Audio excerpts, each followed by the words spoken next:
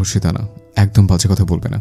তুমি ভার্জিন, তবু তুমি ভার্জিন ছিলে আমার কাছে আসার আগে। সেদিনের বর্ষার রাতে আমার কাছে আসার আগেও তুমি ভার্জিন ছিলে। তবু শান্ত হও, শান্ত হও প্লিজ। আহফিন তুবাকে শক্ত করে জড়িয়ে ধরতে চাইছে, কিন্তু তুবা ছটফট করছে পাখির মতো। মিথ্যে বলছেন, আপনি মিথ্যা বলছেন আমার সাথে। তুবা ধর্ষিতা, ধর্ষিতা তুবা। তুবার গলার আওয়াজ নিভে আসলো, চোখগুলো লেগে আসছিল।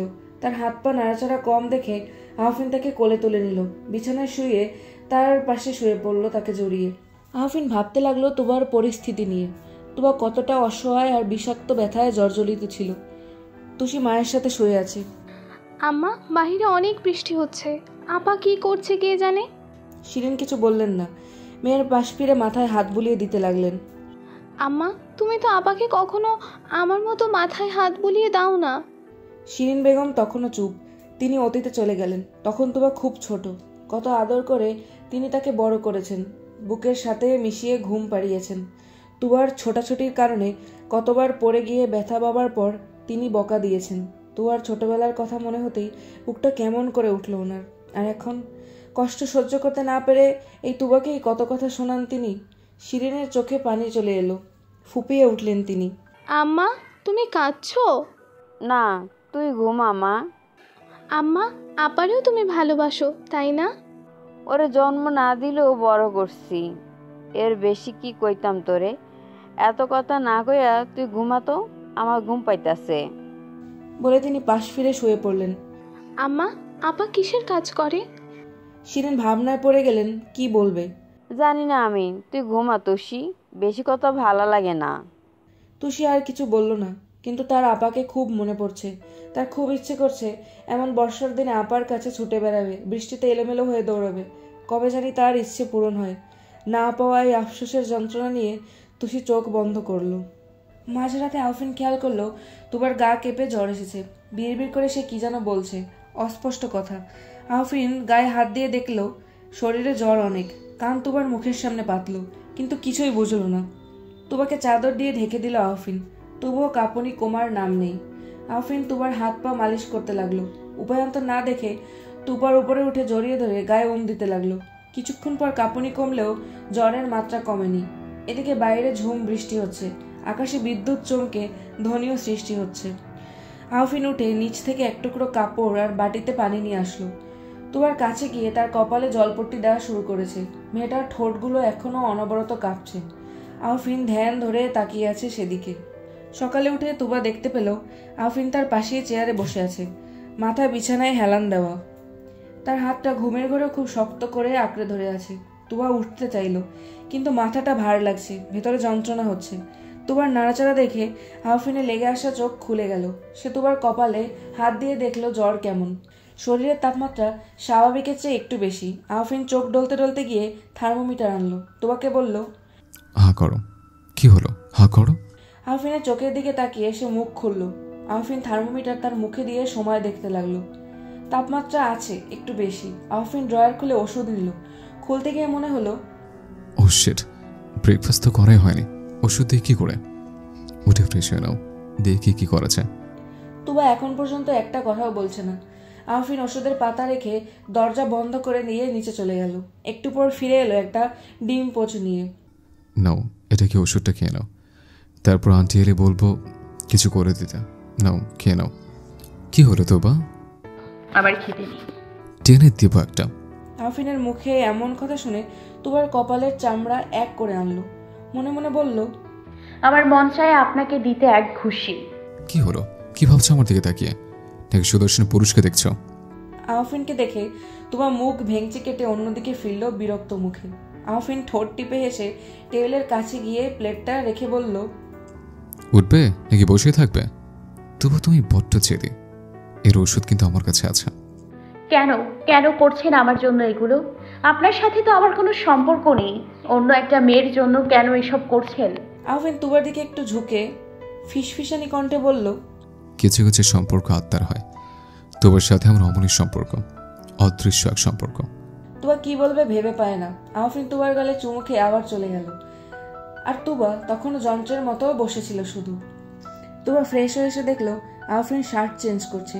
খালি গায়ে দেখতে তাকে অনেক আকর্ষণীয় লাগছিল। তুবা তাড়াতাড়ি মাথা নিচু করে নিল। কি করবে বুঝে উঠতে সময় নিচ্ছে।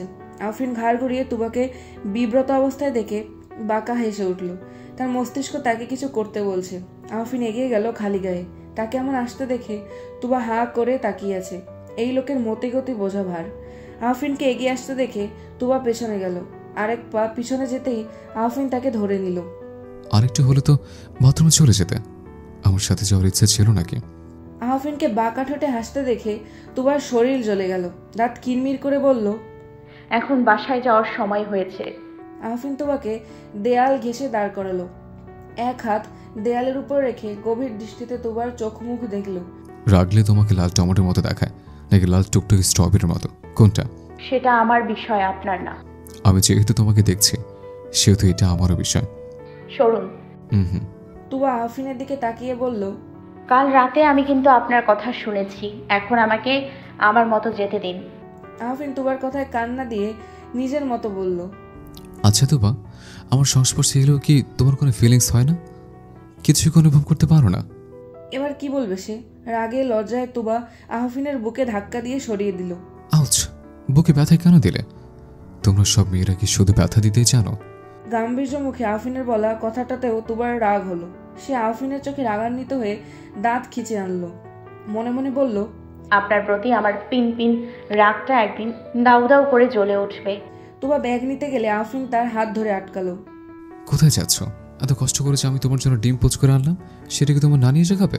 আমার নানির এসে খাওয়া দাওয়ার দরকার নেই, আপনার এটা আপনি খান। না হলে তো আফিন চৌধুরী যেতে দেবে না কাউকে।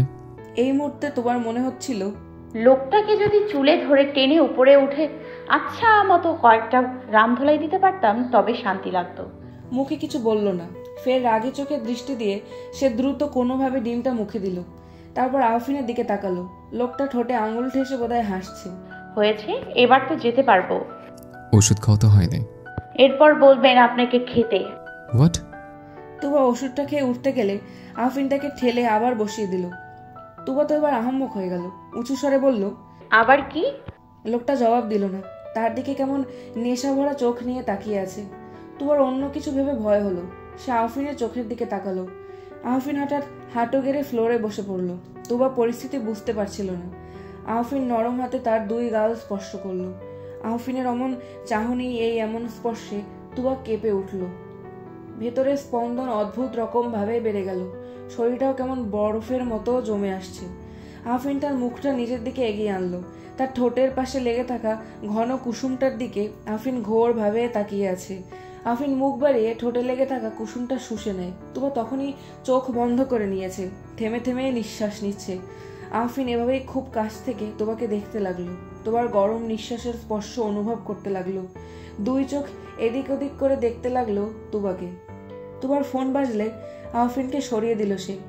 দৌড়ে সোফার কাছে থাকা টি টেবিলের উপর রাখা ব্যাগ থেকে ফোনটা বের করলো। তুষি কল করেছে, নিশ্চয়ই না খেয়ে বসে আছে। আপা তুই আসবি না? আসছি আমি। তুবা কল কেটে ব্যাগে ফোন রেখে পিছন ফিরল। আফরিন তখনও এক হাঁটু গেড়ে বসেছিল ওখানে। ঘাড় ঘুরিয়ে তার দিকে তাকিয়ে ঠোঁট টিপে হাসছিল। তোবা ব্যাগ নিয়ে দ্রুত বের হয়ে গেল। তার ওভাবে দৌড়ে যাওয়া দেখে আফরিন না হেসে পারল না। বিড়বিড় করে বলল, তোমার প্রতিটা স্পর্শ আমাকে শিউরে তোলে তোবা, ভয়ঙ্কর শিহরণ জাগে ভেতরে। তুবা বের হয়েছে নিজের গন্তব্যে। আজ একটু তাড়াতাড়ি বের হয়েছে, কারণ তুষির ওষুধ কিনে নিতে হবে। সকালের ওষুধ শেষ, তাই তাড়াতাড়ি বের হয়ে পড়ল সে। এদিক ওদিক তাকিয়ে রনিকে খুঁজে চলেছে, যদি পেয়ে যায়। হাঁটতে হাঁটতে গলির মুখের চার দোকানে রনিকে পেয়েই গেল। গলায় রুমাল ঝুলছে, প্যান্ট হাঁটু পর্যন্ত, শার্টের 3টে বোতাম খোলা, ক্যারাম খেলছিল বন্ধুদের সাথে। তুবা দৌড়ে গেল।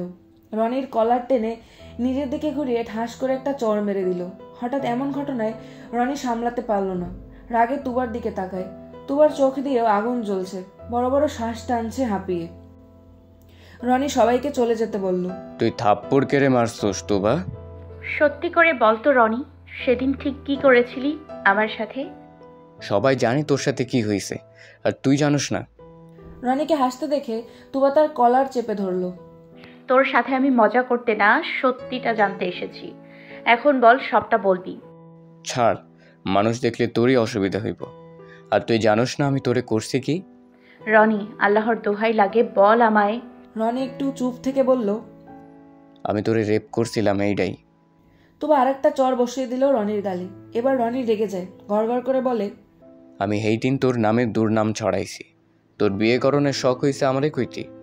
আমি তোরে বিয়ে করতাম, কিন্তু তুই তো আর এক বেড়ার লগে বিয়ে করতে চাইছিস, তাই একেবারে তোর বিয়ে বন্ধ করে দিলাম।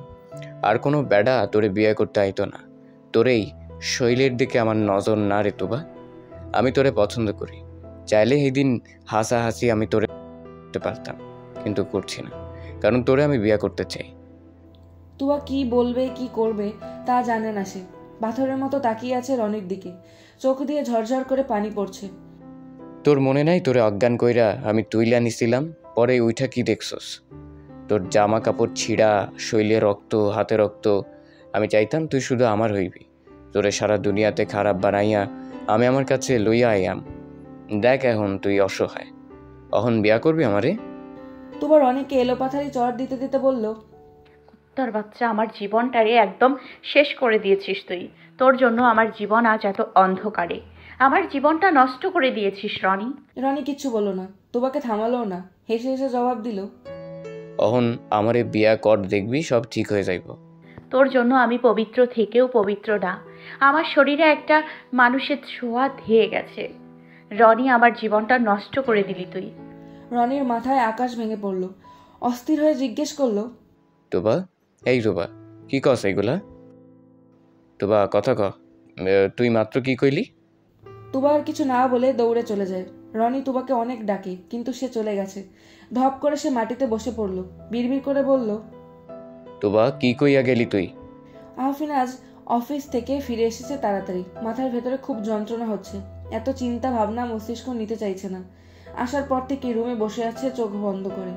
কলিং বেলের আওয়াজে আহফিন ঘড়ি দেখলো, এটা তুবার আসার সময় নয়, আরও তো রাতে আসবে। আহফিন নিচে নেমে গেল। দরজা খুলে বিধ্বস্ত অবস্থায় তুবাকে দেখে চমকে উঠল সে। বুকটা মোচড় দিয়ে উঠেছে তার। তুবার চোখ মুখ লাল হয়ে আছে, অদ্ভুত চাহনি, এলোমেলো চুল, নিস্তেজ দেহ আহফিনকে হতবাক করে দিল। সে দ্রুত তুবার বাহুতে ধরল, জিজ্ঞেস করলো, কি হয়েছে? তুবা নীরব। আহফিন আবার আস্তে করে বলল, কি হয়েছে তোবা? এবার তুবা বাচ্চাদের মতো হাউমাউ করে কেঁদে উঠল। আহফিন টেনে তাকে বুকে জড়িয়ে ধরল। তুবা শূন্যে শরীর ছেড়ে দিয়ে আহফিনের টি শার্ট খামচে হু হু করে কাঁদছে।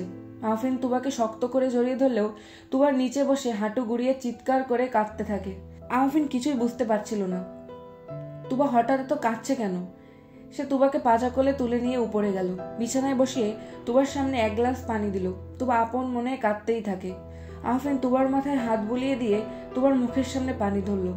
তুবা অল্প পানি খেয়ে চুপ হলো, শুধু শব্দটা বন্ধ হয়েছে, চোখের পানি নয়। আহফিন তুবার পাশে বসে জিজ্ঞেস করলো, কি হয়েছে? তোমার প্রতিটা চোখের পানি আমাকে অধৈর্য করে তুলছে। প্লিজ আর কান্না করো না, বলো আমায় কি হয়েছে। রনি। রনি কি করেছে সে? তোবা বলো।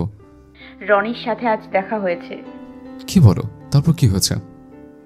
সে আহফিনের চোখের দিকে তাকিয়ে পানি ছেড়ে দিল, ঠোঁট উল্টে করুণ মুখে বলল, সে স্বীকার করেছে সেদিন রাতে আমার সাথে বাজে কিছু করেনি, শুধু দুর্নাম ছড়িয়ে আমার জীবনটা শেষ করে দিল। চোখে পানি নিয়ে পাগলের মতো হেসে উঠল তুবা। তার এই কথাতে আহফিন তেমন অবাক হয়নি, কারণ সে এ ব্যাপারে জানে। আহফিন শুধু তুবার গালে হাত রাখলো। তোবা আমার দিকে তাকাও। রনি আমার জীবনটা শেষ করে দিল। তোবা শান্ত হও, তুমি আমার দিকে তাকাও। সে নিজের মতোই বিলাপ পারছিল। আহফিন যখন ধমকে দিল তখন সে তার চোখের দিকে তাকায়। আহফিন শান্ত স্বরে বলল, তোবা প্রতিটা শেষ থেকে আবার নতুন কিছু শুরু হয়, কেন এত ভেঙে পড়ছো? হতে পারে এটাতে তোমার জীবন নতুন এক আলো পেল। জীবন আলো নয়, অন্ধকার পেয়েছে আহফিন। আমার জীবনটা রনির দুর্নাম আর আপনার ছোঁয়ায় নষ্ট হয়ে গিয়েছে। আহফিন কি বলবে তা জানে না। তুবাকে একলা একটু সময় দিয়ে সে চলে গেল। তার ভেতরেও দহন চলে। রনি পাগলের মতো গেল তুবার বাসায়, গিয়ে চিৎকার করে ডাকতে লাগলো তুবাকে। শিরিন বেগম বের হয়ে বললেন, খালা তুবা কই? আমার তুবা কই? তোর তুবা কাওলা কইরা রাখছিলি নাকি? খালা আমি তোমার সাথে লাগতে আইছি না, আমারে কও তুবা কই? তুই কইলেই আমার কন লাগবো? হেই কই গেছে? খালা আমার মাথা গরম হয়ে যাইতেছে কিন্তু। তাহলে রাখা, আমি ঘর থেকে বডিটা লই আই। এক কোপে তোর ঘাড় থেকে কল্লাটা আলোক কইরা দেই। সাপের মতো রেগে উঠল রনি। চোখ লাল হয়ে উঠেছে তার। বৃষ্টির দিনেও ঘামছে। পারলে শিরিন বেগমকে এখানেই ধরে ফেলে সে। দুজনের খুব তর্কাতর্কি হয়। একসময় তিনি বললেন, তুবা চাকরিতে গেছে, রাইতের চাকরিতে গেছে। রাইতের চাকরি মানে কি কইতেছো তুমি? বুঝছস না, তুই যেটা জোর কইরা করছস সেইটা টাকার বদলে করতে গেছে। এখন বুঝছস তুই? জীবনটা একেবারে নষ্ট করে দিলি তুই। আমারে তুবা পাইছস না যে তোরে কিছু করতাম না, যা এ হাত থেকে, নাইলে হাসাহাসি তোর মাথা ভালো করে ফালাবাম, যা কইতাছি। রনি পাথরের মতো দাঁড়িয়ে রইল। শিরিনের কথাগুলো বারবার কানে লাগছে। হাসাই কি বড় ভুল কইরা ফেললাম? ঘন্টা দুয়েক পর যখন আহফিন ফিরে এলো তখন পরিবেশ ঠান্ডা। একটু আগেই বর্ষণ হয়ে গিয়েছে। আহফিন গিয়ে দেখলো তুবা বিছানায় গুটিসুটি হয়ে শুয়ে আছে। হাতের ট্রেটা টেবিলের উপর রেখে তুবার পাশে বসলো সে। মাথায় আহফিনের স্পর্শ পেয়ে তুবা উঠে বসলো। পরিবেশ তো দেখছি ভীষণ শীত। একটু আগে শ্রাবণধারার পরের থমথমে অবস্থা, কি স্নিগ্ধ সতেজ। আহফিনের কথায় তুবা কিছু বলল না। এদিকে আসো, ডিনার করবে? খিদে নেই, খাবো না আমি। আসো, আমি খাইয়ে দিচ্ছি। আহফিনের মুখ থেকে এমন একটা কথা শুনে হাঁ করে তাকিয়ে রইল তুবা। এমন কথা কখনো আশা করেনি সে। কি হলো, আসো।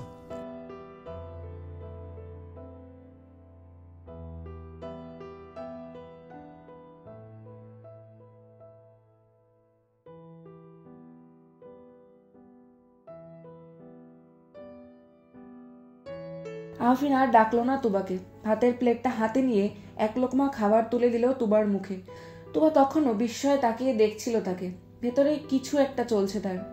এই অনুভূতি, এই ছুটে চলার নাম কি? হা করো। দুইবার বলার পর তুবা মুখ খুলল। আহফিন হাসি দিয়ে তুবার মুখে ভাত তুলে দিল। তুবা লোকমা মুখে নিচ্ছে আর অবাক হয়ে তাকিয়ে আহফিনকে দেখছে। তুবার এমন তাকানো যে আহফিন বুঝতে পারছে না এমন নয়, সে মনে মনে হাসছে। আমাকে তোমার পছন্দ? আহফিন তুবার উত্তরের আশা করলো না। তুবা, তুমি এখনো বাচ্চাটি আছো। তোমার মাঝে শিশুর মতো আরেকটা মানবী আছে। এমনিতে মেয়েদের অনেক রূপ দেখা যায়, তবে এই তুবাকে ভালো লাগে আমার। তুবা হা করে দেখছে তাকে। তুবাকে খাইয়ে দিতে দিতে আহফিনের অতীতের কথা মনে পড়ে গেল। অতীত মনে হতেই ভেতরটা কেমন জ্বলে উঠল তার। ভারী কিছু অনুভব করছে আহফিন। একবার ভাবলো উঠে যাবে তাকে না খাইয়ে, কিন্তু কি ভেবে যেন তুবাকে সবগুলো ভাত খাইয়ে হাত ধুয়ে নিল। তুবাকে আজ সে বিরক্ত করতে চায় না, তাই ল্যাপটপ নিয়ে বসে পড়লো সোফায়। তুবা আর চোখে দেখতে লাগলো তাকে। বুঝতে পারলো না লোকটার হয়েছে কি। লোকটার এমন অদ্ভুত আচরণের কারণেই তাকে চিনতে অসুবিধা হয় তার। সেও আর কিছু না বলে শুয়ে পড়লো পাশ ফিরে। চোখগুলোতে রাজ্যের ঘুম দেখা দিচ্ছে। বাইরে ঝুম বৃষ্টি হচ্ছে। রনি রাস্তায় বসে আছে। বৃষ্টির সাথে সাথে চোখের পানিও ঝরছে তার। ভেতরটা জ্বলে পুড়ে যাচ্ছে। হাতে থাকা মদের বোতলটা আবার চুমুক লাগালো। মাতাল কণ্ঠে বলল, তোবারে আমি তোরে ভালোবাসি। তোবা কই তুই? আমার বুকটা জইলা যাইতাছে রে। আমারে কষ্টটা তুই দেখলি না তোবা? আল্লাহ, আল্লাহ গো, এত বড় ভুল আমারে দিয়া কি কইরা করাইলি? আল্লাহ আমারে আটকাইলা না কেরে? কেরে আমার রাগটা কমাইলা না? কেরে আল্লাহ, কেরে? জোরে চিৎকার করে রনি আবার মদের বোতলে মুখ ধরল। রাস্তায় হাত বাড়িয়ে দিতে দিতে কেঁদে উঠল রনি। নিজেকে শেষ করে দিতে ইচ্ছে হচ্ছে তার। কাঁদতে কাঁদতে গলা ফাটিয়ে চিৎকার করে উঠল। তোবা, তোবা রে। রাত 12:17 আহফিন অফিসের কাজ শেষ করে ল্যাপটপ রাখলো। বিছানায় তাকিয়ে দেখলো তুবা ঘুমিয়ে গেছে। আহফিন ম্লান হেসে ল্যাপটপ রেখে এগিয়ে গেল বিছানায়। ঘুমন্ত তুবার মুখটা তার বুকে খিলখিল করা ঢেউ তুলে দিচ্ছে। আহফিন তুবার গায়ের চাদর টেনে দিয়ে কপালে চুমু দিল। তুবার পাশে এক হাতে রেখে নিজেই বিড়বিড় করলো, আমার প্রশান্তি হবে তুবা। দুঃখ কষ্টের মাঝে দিন গেলেও সময় থেমে থাকে না। দিন দিনের মতো যেতে থাকে। সময় কারো বন্ধু নয় যে থেমে থাকবে। আহফিনের প্রতি তুবার পিনপিনে রাগটার পাশাপাশি আলাদা এক অনুভূতি জন্মেছে। কেমন যেন একটা টান অনুভব করে লোকটার প্রতি। তার সামনে আসলে সে নাম না জানা অনুভূতিতে হারিয়ে যায়। ইদানিং এটা খুব খেয়াল করছে তুবা। এই তো সেদিনই গিয়ে দেখতে পেল আহফিন মদ খেতে খেতে একদম নাজাল অবস্থা, ফ্লোরে নিথর হয়ে পড়েছিল। এই দৃশ্য দেখে তুবার ভেতর সহ মোচড় দিয়ে উঠেছিল। চোখের কোনায় 1-2 ফোঁটা পানিও জমেছিল কষ্টে। সেদিন থেকে আরো বেশি করে টান অনুভব করে আহফিনের প্রতি। এরপর মানুষটা তাকে কিছু বলতে চেয়েও বলেনি। তুবাও জোর দিল না। কারণ মানুষটাকে তার আলাদা রকমভাবে ভালো লাগে। মানুষটার কাছাকাছি গেলে সেই অনুভূতি হয়, সেই উথাল পাথাল ঢেউ সহস্র সাগরের ঢেউ হতে থাকে। এসব ভাবতে ভাবতে আয়নার সামনে বসে তুবা হেসে উঠল। আজ অনেকদিন পর সে চোখে কাজল দিয়েছে, নিজের মৃগনয়না চোখগুলিকে কাজল কালোয় সাজিয়ে তুলেছে। কি ভেবে যেন তুবা আবার হেসে উঠল। আপা, তুমি কাজল দিয়েছো? তুবা পিছন ফিরে তাকালো। তুষির কথায় সে মুচকি হাসলো। এগিয়ে গিয়ে তুষিকে এনে হাঁটু পেতে নিচে বসতে বসতে বলল, কেন, তোর বোনকে ভালো লাগছে না? আরে, আমার বোনকে পরীর চেয়ে বেশি সুন্দর লাগছে বলেই বলছি। আমার তো এখন ভয় হচ্ছে পরী না তোমাকে তুলে নিয়ে যায়। তুবা হাসলো, সাথে তুষিও হাসলো। বলল, আপা, তুমি কতগুলি মাস হাসো না বলো তো? তুবা হাসির মাত্রা কমিয়ে আনলো। জানো, তোমার হাসি দেখার জন্য আমি কত অপেক্ষা করি। তুমি হাসলে আমার সব কষ্ট দূর হয়ে যায়। তুষির মুখে এমন কথা শুনে তুবা তাকে জড়িয়ে ধরলো, গালে কপালে চুমু দিল। সে জানে এই মেয়েটা তাকে নিজের চেয়ে বেশি ভালোবাসে। সে চেষ্টা করেও তুষিকে নিজের সবটা দিয়ে ভালোবাসতে। তুই আমার লক্ষ্মী বোনটা। আপা, একটু দাঁড়াও। কেন? তুষি হুইল চেয়ার টেনে গোলাপি কালারের একটা লিপস্টিক আনলো। এদিকে আসো। কেন? আরে আসো না। দেখ তুষি, পাগলামি করিস না, আমি কিন্তু এখন এসব দিব না। আরে তুমি আসোই না। তুষি, যাও, তোমার সাথে রাগ করছি। ওরে বাবারে, আমার বোনটা খুব রাগ করে ফেলেছে। আচ্ছা এই নে। তুষি দাঁত বের করে দিয়ে হেসে তুবার ঠোঁটে হালকা গোলাপি লিপস্টিকটা দিয়ে দিল। তুষি নিজের বোনকে দেখে প্রশংসায় পঞ্চমুখ। তুবা হেসে তুষির নাক টেনে ধরল। ওপাশ থেকে শিরিন বেগম দুই মেয়ের ভাব দেখে আনমনে হেসে উঠলেন। তুবার সুন্দর মায়াবী মুখটার দিকে অপলক তাকিয়ে রইলেন তিনি। আম্মা, আম্মা কিছু বলবে? তুবার প্রশ্নে শিরিন বেগম মুখের ভাবভঙ্গি কঠিন করে ভেতরে ঢুকলেন। কইতেছি ঘরে চাউল শেষ হয়ে গেছে, বাজারও তেমন নাই। আচ্ছা, আমি আসার সময় নিয়ে আসবো। তুষি বলল, আপা, আসার সময় আচার এনো। আচ্ছা, আনবো। গালে আদর করে বলল তুবা। তুবা ব্যাগ নিয়ে চলে যাওয়ার সময় শিরিন বেগম বললেন, সাবধানে যাইস। তুবা পিছন ঘুরে তাকালো শিরিনের দিকে। ম্লান হেসে বের হয়ে পড়ল। তিনি ভাবতে লাগলেন কি ভাগ্য নিয়ে এসেছে, কতটা কপাল পোড়া হলে এমন কথা বলতে হয় তাকে এই কাজে যাওয়ার সময়। শিরিন বেগমের বুক ভরে কান্না চলে আসলো। সেদিনের পর থেকে রনির আর দেখা মেলে না। ছেলেটা অদ্ভুত রকমের পাগল। এভাবে আড়ালে থাকতে থাকতে হঠাৎ একদিন এসে আবার না জানি কোন দুর্ঘটনা ঘটায়। ভয় হয় তুবার। সে এত ভয়ের মাঝেও আফরিনকে মনে করে। হেসে ওঠে সে। আজ দেখলে কি বলবে মানুষটা? অবাক হবে নাকি স্বাভাবিকভাবেই নেবে? রিকশায় বসে ভাবতে থাকলো তুবা। কলিং বেল বাজতেই ফরিদানটি খুলে দিল দরজা। তুবাকে দেখে তিনি মিষ্টি করে হাসলেন। আজ কতদিন পর আপনাকে দেখলাম আন্টি। হ্যাঁ মা, তোমাকেও অনেকদিন পর দেখছি। কেমন আছেন আন্টি?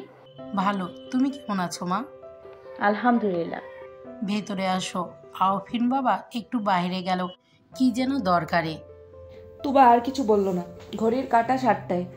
আফরিনের গাড়ির আওয়াজ পাওয়া গেল। তুবা মুচকি হেসে তার জন্য অপেক্ষা করতে লাগলো রুমে। তাড়াহুড়ো করে আসছিল আফরিন। তুবাকে দেখে থমকে গেল সে। এক মুহূর্তের জন্য মনে হলো নিঃশ্বাস থমকে গেছে তার। পা আর বাড়াতে পারল না আফরিন, সেখানেই আটকে রইল। হাতে থাকা গ্লাসটাও নিচে পড়ে শব্দ হলো। তার চোখগুলোর পাতা নড়ছেই না।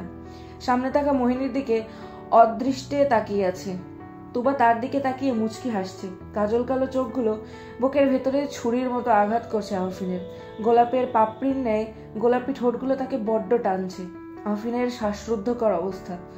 তার এমন হাল দেখে তুবা এবার না হেসে পারল না। তুবার হাসি দেখে আফরিনের মস্তিষ্ক যেন কাজ করা থামিয়ে দিয়েছে। সে মাথা ঝাঁকায়, চোখ বন্ধ করে, আবার তুবার পানে তাকায়। নিশাতুর চোখগুলো নিয়ে এগিয়ে গেল তুবার দিকে। কি দেখছেন? নাকি তার জমজ বোন। তুবা এবার খিলখিল করে হেসে উঠল। আফরিন তখনও নিজের ঘর থেকে ফিরতে পারেনি। সে আচমকা তুবার গালে হাত রাখলো। বৃদ্ধাঙ্গুল দিয়ে তুবার গালে হাত বুলিয়ে দিল। তুবার মাথা এগিয়ে এনে গভীর ভালোবাসা দিল কপালে। তারপর বুকের গহীনে শক্ত করে জাবড়ে ধরল। কেন যেন তার চোখগুলো চিকচিক করে উঠছে। আফরিনের এমন কাণ্ডে তুবা হতবাক। শান্ত হয়ে মাথা পেতে রেখেছে আফরিনের বুকে। কি শীতল বুক!